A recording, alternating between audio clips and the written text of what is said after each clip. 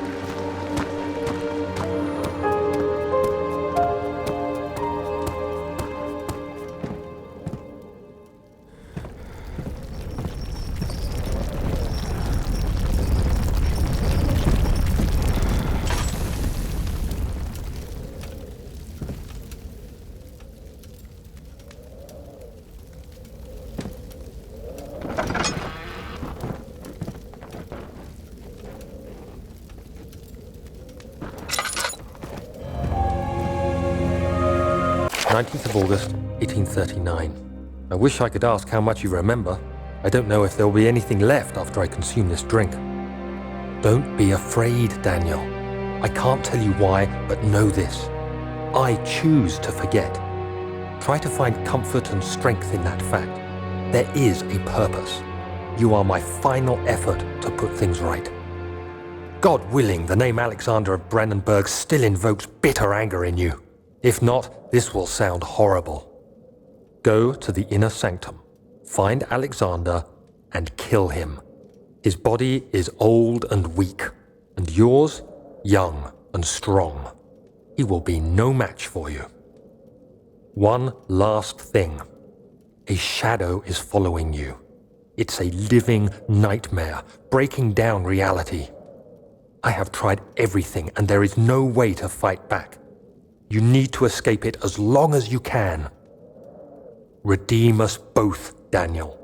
Descend into the darkness where Alexander waits and murder him. Your former self...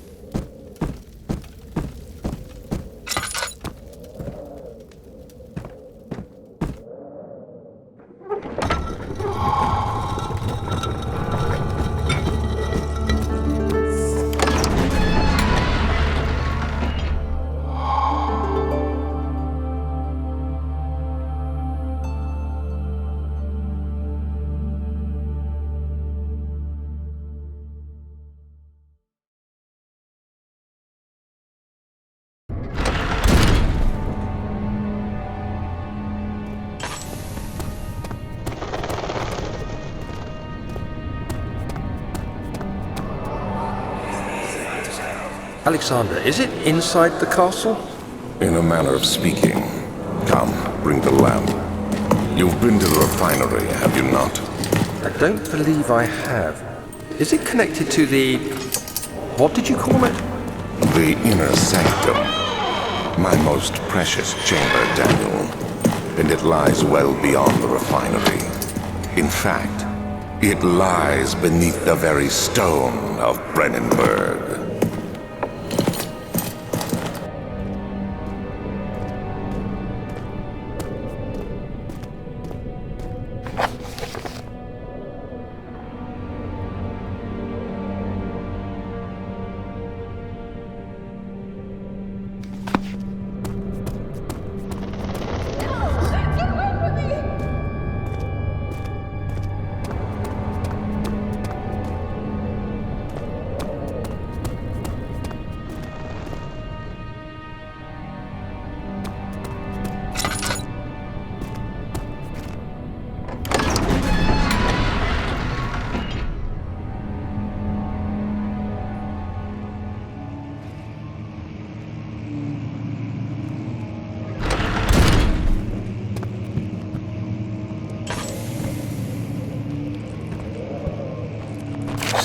May 1839. The unflinching African sun has continued to plague our expedition, making it impossible to dig until dusk. How Professor Herbert managed to find the location in these vast plains of nothingness remains a mystery to me. When I asked him about the tomb again, he told me about the legend of Tin Hanan, the mother of us all. An interesting story in its own right, but I can't help feeling there's more. Later that evening, we uncovered a passage beneath the dunes leading to a sand-covered stone structure. The professor was confident it was the tomb we sought and ordered the others to clear the way late into the dark, cold night. Tomorrow, I shall lead the men into the ancient structure, hoping to reach the burial chamber. No matter what the professor is keeping from me, the dig should yield something interesting to take back to London and the British Museum.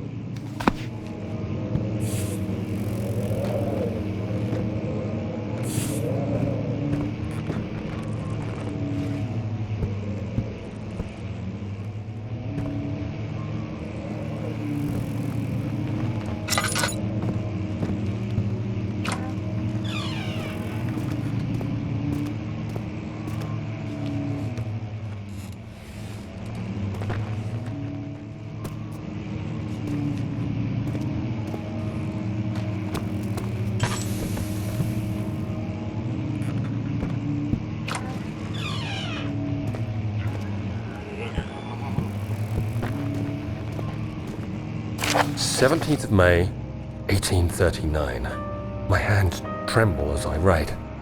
I feel a need to document my tribulation, for I fear that my memory will fail me if I linger.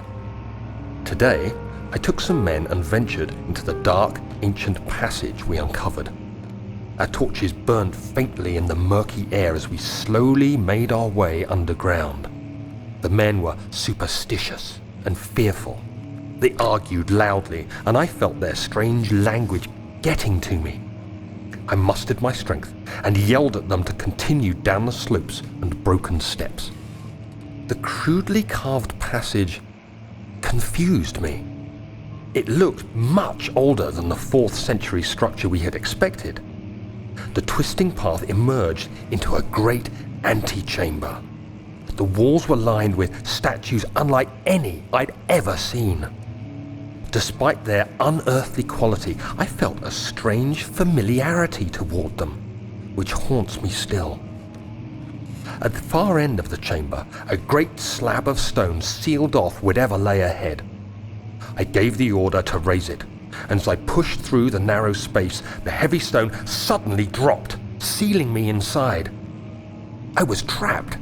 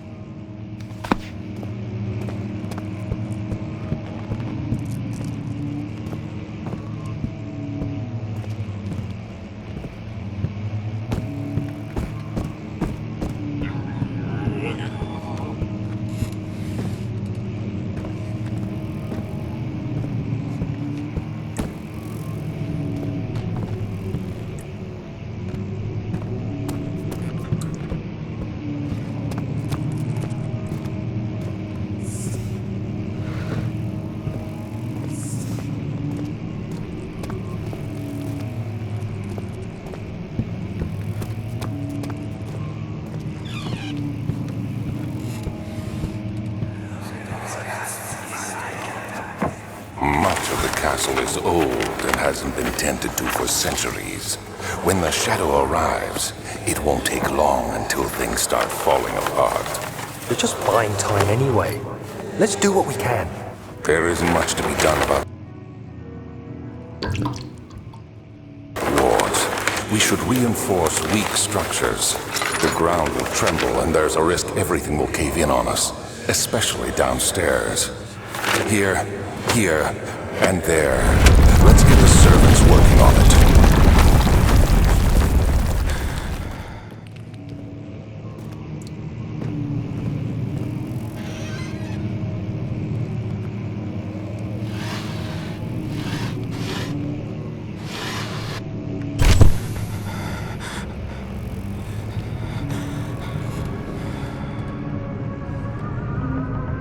17th of May, 1839.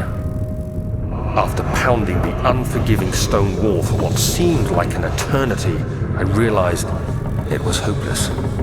I was trapped. I fell to the ground, gasping for air, trying to focus. That's when I saw a faint blue shimmer.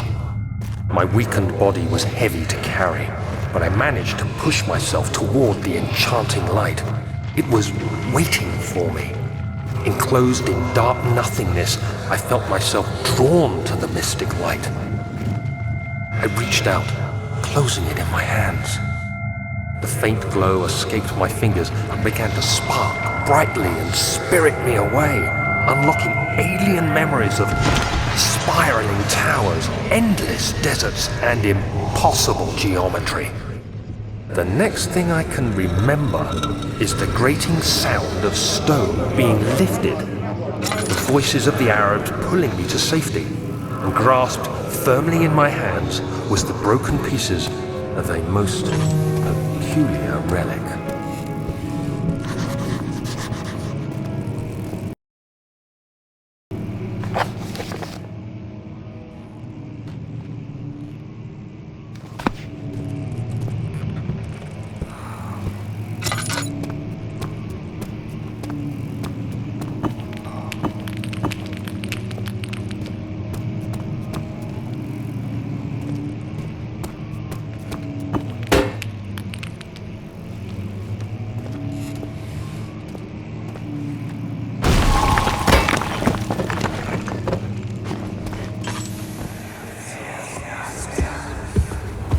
You have to be swift when you activate the first one.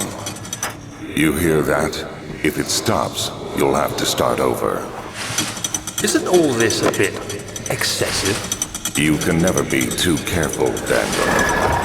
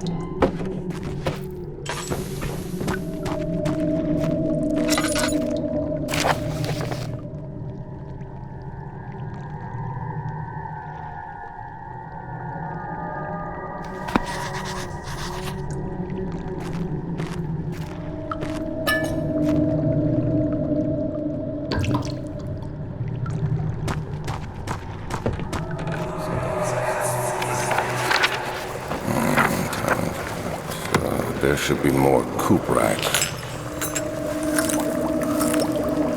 Let me see.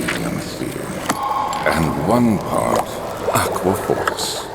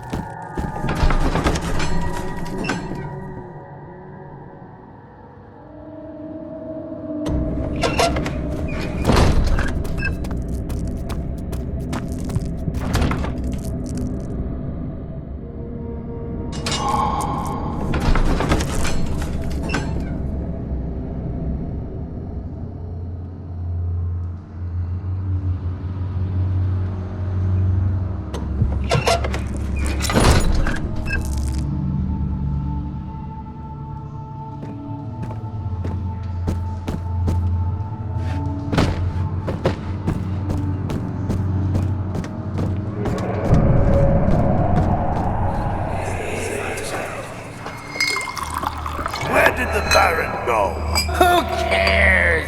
He left us enough wine to last us a lifetime! Or at least until tomorrow!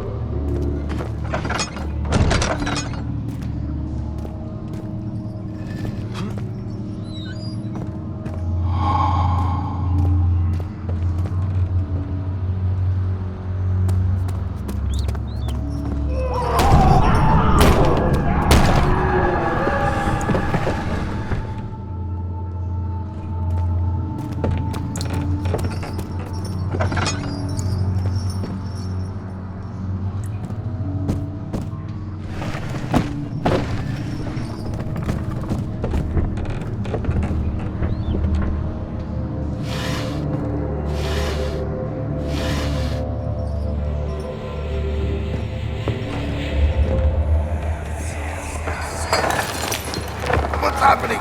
Oh, it feels like my chest is going to burst. My God! Wilhelm, do something! Accept it. We're not getting out of here alive. How can you say that? Alexander, you piece of shit! Let us out of here!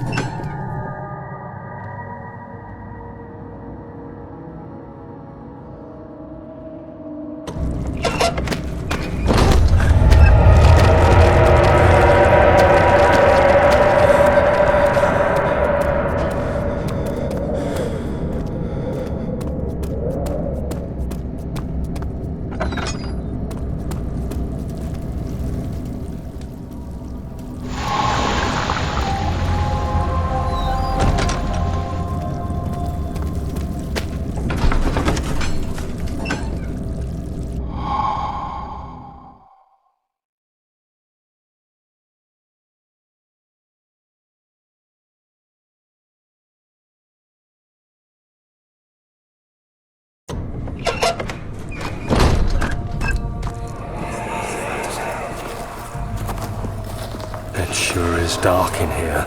Yes, and there's a good reason for it. But you can light the lamp now if you wish. What's the reason? For the darkness, that is. Stay close. Be careful not to stray. What's the reason? Why is it so dark? Pay attention, Daniel.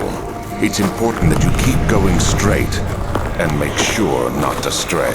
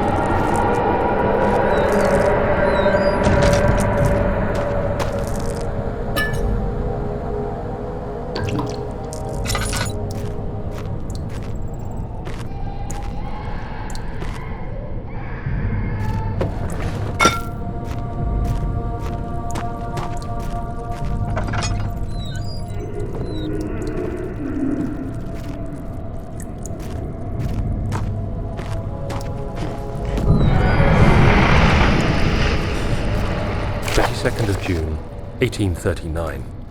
It's been more than a month since my last entry. After the event inside the underground chamber in Algeria, Professor Herbert insisted I return to England. He said he didn't want to risk forfeiting the entire expedition lest I took a turn for the worse. An excessive decision, in retrospect. But I'm glad it turned out that way. I found my journal this morning in the haphazard collection of things brought home from Africa. Next to it lay the broken stone orb wrapped in cloth. I tried to assemble it, but couldn't. The pieces wouldn't fit together, as if they weren't from the same object. Could I have imagined it all? Was there ever a complete orb?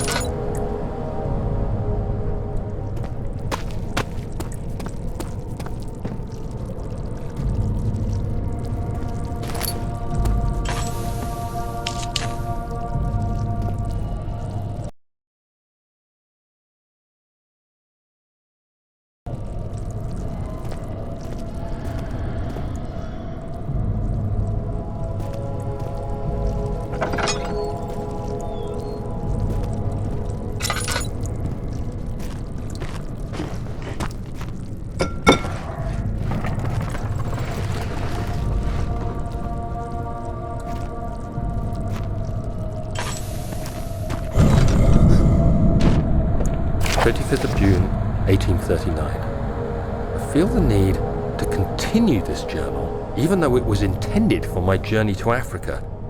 This must be something very important. I just know it.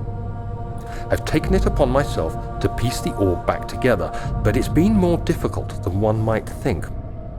The pieces are behaving strangely. They seem to change color, shape, and texture, but ever so slightly. Yesterday, I took careful measurements and notated any significant markings. Today, I confirmed my suspicions. They were changing. I was terrified and rushed off to see the finest geologist in London, Sir William Smith. I approached the subject with care and we discussed how rocks change form. He told me about the nature of glass, how it eventually collapses on itself, like ice slowly melting over the course of centuries. Smith eased my mind a bit, but I can't escape the feeling that these shards have otherworldly properties.